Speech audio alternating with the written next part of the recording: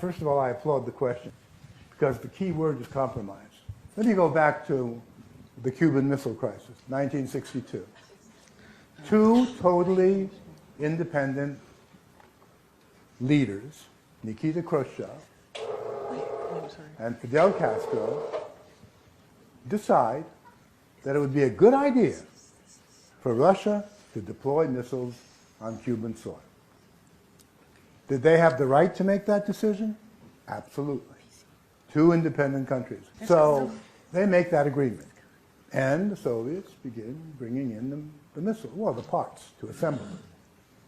And the United States discovers this. Kennedy says to the Russians, turn your ships around or we will sink them.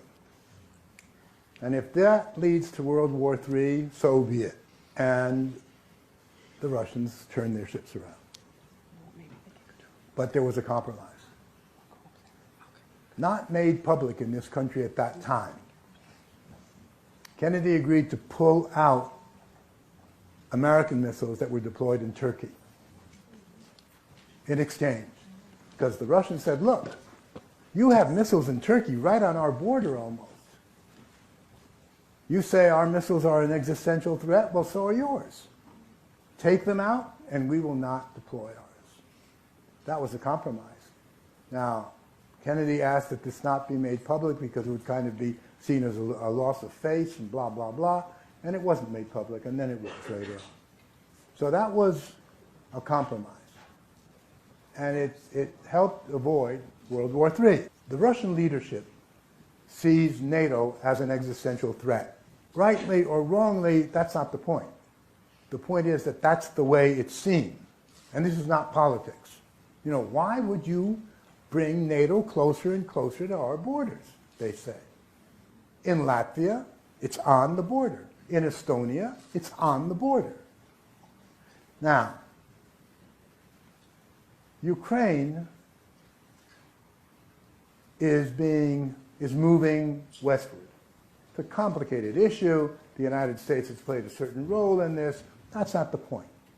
It's moving westward. If it ultimately goes into the Western fold, or whatever you want to call it, then it's logical to surmise that Ukraine will join the European Union and will become a NATO member. Now, Ukraine has a border with Russia. Not only that, but Crimea, which was traditionally Russian, Sevastopol was always the base of the Navy, the Russian Navy, naval fleet of the Black Sea. So if Crimea remains Ukrainian, and if Ukraine becomes part of NATO, the Russian fleet won't be in Sevastopol, but the American Sixth Fleet might very well be there. And NATO will be on Russia's southwest borders.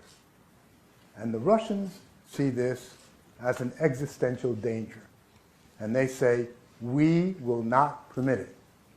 Now, does that correspond to international law? No, it doesn't. But when you talk about existential threat, you say, I don't care about international law, as in the Cuban Missile Crisis.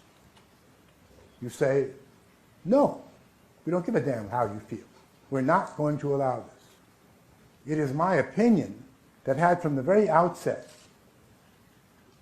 been some kind of internationally negotiated agreement that Ukraine would not become a member of NATO for at least the next 50 years, there would be no Ukrainian problem.